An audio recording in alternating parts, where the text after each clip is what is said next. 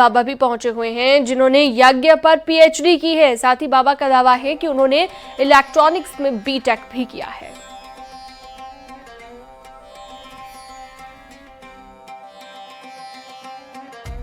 यज्ञ से एक तरफ जहां जितना एटमॉस्फेयर क्लियर होता है उतनी हमारी आत्मा की शुद्धि भी होती है।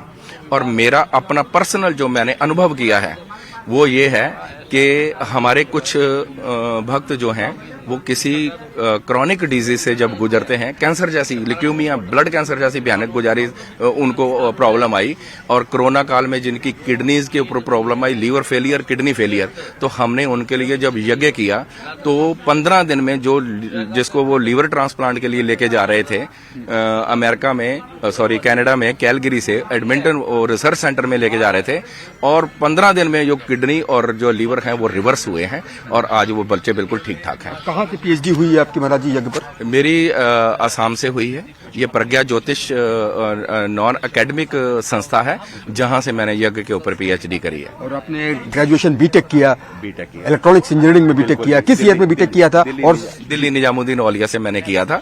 और पहले मेरी जो फॉर्मल एजुकेशन है +2 की वो मैंने पंजाब से करी, उसके बाद मैं वहाँ दिल्ली निजामुद्दीन औलिया से करी। लेकिन क्योंकि संन्यास लेने के बाद पिता का नाम और मेरा स्वयं का नाम बदल जाता है तो वो नाम हम दिखा नहीं सकते, वो नामों का हम सर्टिफिकेट हमारे लिए किसी काम के नहीं है। तो हमने अपना एग्जाम देने के बाद ही अपने आप को सर्टिफाई किया और फिर एमए मैंने करी। एमए महर्षि वेदव्यास विद्यालय गुजरात से करी और फिर ये पीएचडी करी है। और मैं आप सब लोगों को आपके चैनल के माध्यम से बहुत सारा साधुवाद, बहुत बहुत धन्यवाद। आइए जन्म जन्म के पुण्य फलें, आओ सब हम। यूं तो प्रयागराज महाकुंभ की अनोखी और अचंभित कर देने वाली कई तस्वीरें आपने देखी होंगी, लेकिन क्या आप जानते हैं कि कैसे बनते हैं संत और महंत और कैसे होती है उनकी दीक्षा? कहानियां हैरान करने वाली है और किसी रहस्य से कम नहीं है। न्यूज़ 18 इस रहस्य से आपको रूबरू कराएगा और बताएगा महिला संतों की दीक्षा की पूरी कहानी। देखिए।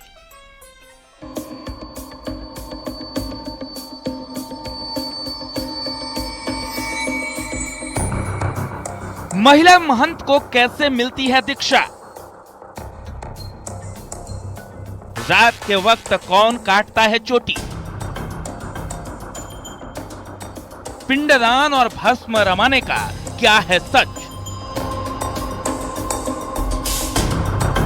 धुनी रमाते इन संतों को देखिए। अनोखी वेशभूषा और अलग अंदाज इनकी तपस्या और तप की कहानी को खुद बयां कर रहा है।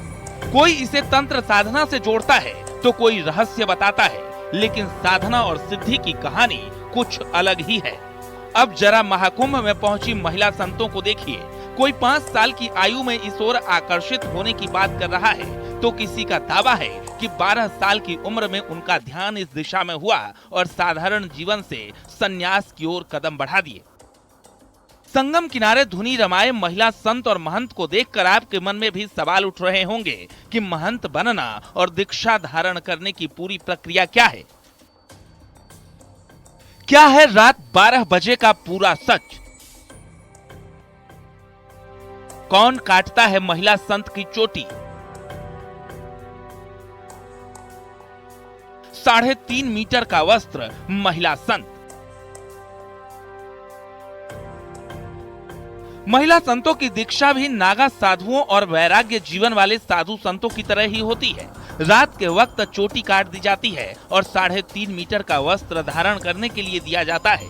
गंगा में पिंडदान कराया जाता है और सन्यासी जीवन में प्रवेश कराया जाता है। सुनिए एक महिला महंत की जुबानी पूरी कहानी। हमारे यहाँ अखाड़े में बाबाओं की होती है, सेम वैसे ही होते हैं। बस इसमें प्रोसीजर ये रहते हैं कि जब नागा संत बनते हैं तो उनको क्या है कि कोपिन धारण कराते, भस्म रमाते हैं ना। और ये जो पिंड वगैरह है वो तो चले हम बता नहीं सकते क्योंकि वो संस्कार की बात है। तो गंगा जी में उनका पिंड वगैरह इत्यादि होते हैं। फिर आपका धर्म ध्वजा पे लाया जाता है। रात्रि को आचार्य जी रात्रि को 12 बजे आते हैं, फिर वहाँ पर चोटी काटा जाता है। तो माताओं का भी सेम यही प्रोसीजर, बस माताओं को क्या है कोपिन के साथ साथ 3.5 मीटर का वस्त्र दिया जाता है और उसको ब्रह्म गाथी बांध के माताओं को भी भस्म रमा के सेम वही अपना पिंड वगैरह सारा प्रोसीजर गंगा जी में होते हैं। और रात्रि को उनको शाम को धर्म ध्वजा पे लाया जाता है और उनका भी रात्रि को चोटी काटा जाता है। अघोरियों की वेशभूषा और हठ योग को देखकर आप सोच रहे होंगे कि इस परंपरा में तंत्र मंत्र का भी सहारा लिया जाता है, लेकिन महिला महंत इस बात से इनकार कर रही हैं। उनका कहना है कि तप और साधना की इस परंपरा में तंत्र साधना को कोई स्थान नहीं दिया जाता है। सात्विक पूजा होती है और गुरु परंपरा के मुताबिक ही दीक्षा दिलाई जाती है। दीक्षा धारण करने के बाद कोई धर्म का प्रचार करता है तो कोई भागवत सुनाता है और सांसारिक जीवन से खुद को अलग रखता है। हमारे संन्यास में तो तंत्र विधि वगैरह इस तरह का तो नहीं है, लेकिन हमारे यहाँ सात्विक पूजा ही होती है और यहाँ गुरु परंपरा है। तो गुरु जिस हिसाब से आपको ढालते हैं, कोई देखे तब करते हैं, कोई जप करते हैं, कोई योग करते हैं, कोई साधना करते हैं, कोई भागवत करते हैं, कोई धर्म का प्रचार प्रसार करते हैं। मैंने कहा ना, सब अलग अलग भागों में बटे हुए हैं संत। भक्ति और आस्था के पथ पर नियमों में बंधकर चलना आसान नहीं है, लेकिन कई महिला संत और महंत प्रयागराज महाकुंभ में नजर आ रही हैं। महिला संत दीक्षा धारण कर महंत बन सकती हैं, लेकिन शंकराचार्य बनने को लेकर विवाद भी रहा है। बहरहाल महिला संत साक्षी जी महाराज कहती हैं कि दिखावे के लिए कोई संत न बने, ये अंतर्मन की यात्रा है। वाकई में कुंभ की दुनिया रहस्यों से भरी हुई है, चाहे वो नागा साधुओं का रहस्य हो, चाहे महिला सन्यासिनों का रहस्य हो। सन्यासिन बनना जीवन को ईश्वर के प्रति समर्पित करना है। कैमरा पर्सन सोनू मंडल के साथ उमेश श्रीवास्तव, न्यूज़ 18, महाकुंभ नगर प्रयागराज। दीक्षा लेने के बाद संत जीवन आसान नहीं होता। महिला संतों का जीवन भी किसी रहस्य से कम नहीं होता। साध्वी के जीवन में तप है, परिवार से अलगाव है और दूसरों की सेवा ही धर्म है। ऐसी ही एक महिला संत की कहानी भी आपको दिखाते हैं।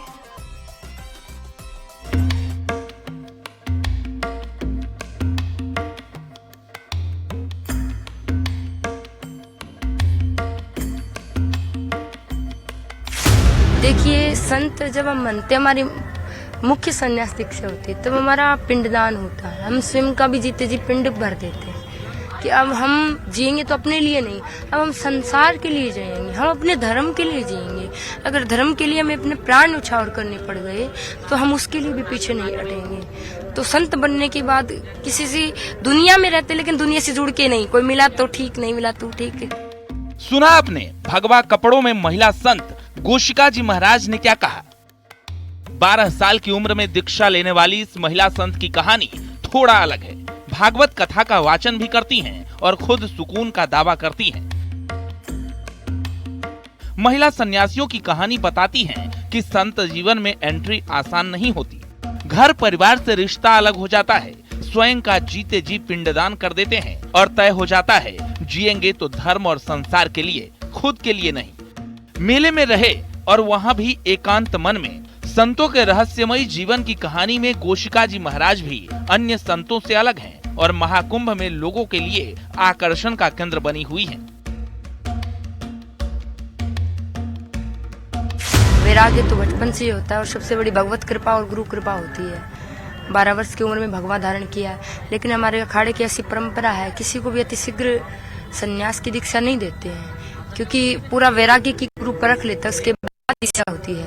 कहीं ऐसा ना हो कि कोई शमशानी वैराग्य होता है। शमशानी वैराग्य का मतलब कई बार व्यक्ति दुखी हो जाता है ना, तो उसके मन में आता है कि सब कुछ छोड़ छाड़ के संत बन जाए, और जैसे परिस्थितियां सही होती है तो फिर उसके मन में पुनः विचार बदल जाते हैं। छोटी सी उम्र में दीक्षा लेने के लिए गोशिका के परिवार का माहौल भी था। बचपन से ही उन्हें धार्मिक कार्यों में दिलचस्पी रहती थी और इसलिए धीरे धीरे उनका लगाव बढ़ता गया। पढ़ाई जारी रखी और इतिहास में पोस्ट ग्रेजुएट होने के बाद संत बन गए। एक साधारण परिवार की सामान्य लड़की ने महिला संत बनकर समाज सेवा की सौगंध ली और अब संगम किनारे उनकी तस्वीरें सबके सामने हैं। संत व्यक्ति 3 प्रकार से व्यक्ति बनता है। एक तो है प्रभाव से। आजकल कई लोग प्रभाव से जल्दी किसी से प्रभावित होकर, हाँ संतों का जीवन तो बड़ा सरल है, देखने में सरल लगता है, लेकिन संत जीवन अगर वाकई में देखें तो बहुत त्याग संत के जीवन में होता है। पूरा जीवन संत का त्याग में होता है। संत संसार के बीच में रहकर भी संसार से अलग रहते, इसी का नाम संत है। आजकल देखिए भौतिक सुविधाओं का उपयोग भी संत करते हैं। तो कई लोग कहते हैं अरे पुराने संत तो पहाड़ों में रहते थे, अब तो संत संसार के बीच रहते। पहली बात तो अब पहले के जमाने में पहाड़ कंदराएं थी, अब इतने पहाड़ रहे नहीं है ना। दूसरी बात पहले इतनी भौतिक सुविधा थी नहीं। हम संत सुविधाओं का इस्तेमाल करते हैं लेकिन उसमें आसक्त नहीं होते। जाहिर है महिला नागा सन्यासी भी महाकुंभ में आस्था की डुबकी लगाने के लिए पहुंच चुकी हैं। उनके जीवन और दीक्षा से जुड़े कई रहस्य हैं जो आम दिनों में सामने नहीं आते। 12 साल की उम्र में दीक्षा लेने वाली इस महिला संत की कहानी भी थोड़ा अलग है, जो बताती है कि कैसे अपना सामान्य जीवन त्याग कर सन्यास की राह अपनाई है। 12 वर्ष की आयु में दीक्षा ले ली। हमको लगता है कि इनकी आयु भी बहुत कम होगी, 18-19 वर्ष के आसपास की होंगी, लेकिन ये श्रीमद् भागवत कथा कहती हैं। और गोस्का जी महाराज यही कहती हैं कि उन्हें बेहद खुशी है कि वो अपना पूरा जीवन ईश्वर के चरणों में समर्पित कर चुकी है। वाकई में महिला सन्यासिनियों की दुनिया भी रहस्यों से भरी हुई है। कैमरा पर्सन सोनू मंडल के साथ उमेश श्रीवास्तव, न्यूज़ 18, महाकुंभ नगर, प्रयागराज। 4 जनवरी को महाकुंभ के लिए निरंजनी अखाड़े की छावनी प्रवेश के दौरान साधु संतों के साथ रथ पर नजर आई हर्षा रिछारिया लगातार सुर्खियों में है और सुकून की तलाश में अध्यात्म का जीवन चुनने की बात बताने वाली हर्षा के माता पिता ने हर्षा को लेकर बड़ा खुलासा किया है। देखिए।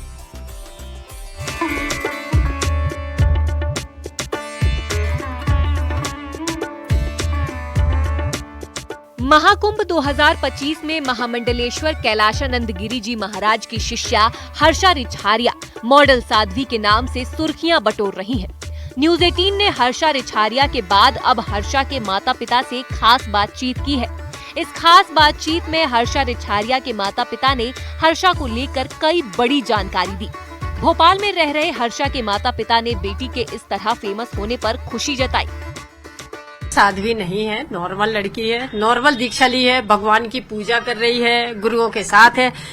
जो इंसान लाखों की पब्लिक होके भी जिस गुरु के पास दर्शन के लिए नहीं जा पा रहे हैं, वहाँ आज मेरी बेटी सेवा कर रही है। इससे बड़ी खुशी और क्या हो सकती है हमारे लिए। हर्षा रिछारिया की माता किरण रिछारिया ने बताया कि हर्षा सनातन धर्म के प्रचार के लिए लगातार काम करेंगी, युवाओं को सनातन के प्रति जोड़ने का काम करेंगी।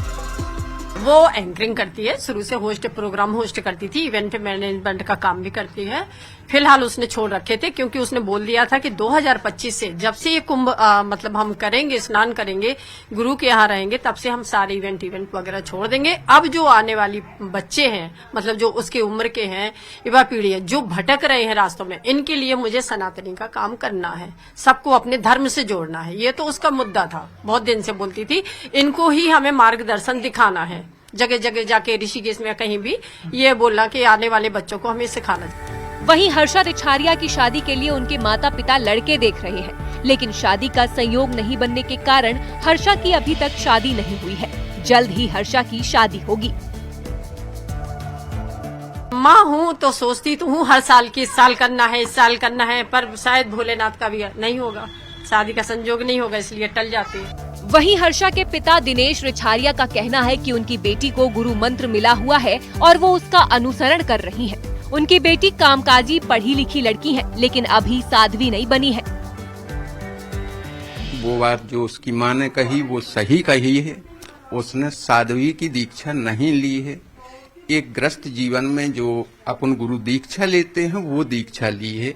शंकराचार्य जी से निवेदन किया था, उनके चरणों में बैठ के उन्होंने सहर्ष स्वीकार किया, उन्होंने दीक्षा दी, उन्होंने अपना शिष्य बनाया। शिष्य बन के वो अपना जो गुरु मंत्र दिया है, आगे पूजा पाठ का जो वो दिशा निर्देश करते हैं, उसका वहाँ रह के वो अध्ययन कर रहे हैं। बता दें कि 4 जनवरी को महाकुंभ के लिए निरंजनी अखाड़े की पेशवाई निकली थी। उस वक्त 30 साल की मॉडल हर्षा रिछारिया संतों के साथ रथ पर बैठी नजर आई थी। तभी से हर्षा सुर्खियों में आ गई थी। इस दौरान हर्षा के कई बयान वायरल हुए थे, जिसमें वो सुकून की तलाश में आध्यात्म का जीवन चुनने की बात कहती नजर आई थी। Bureau report, news 18।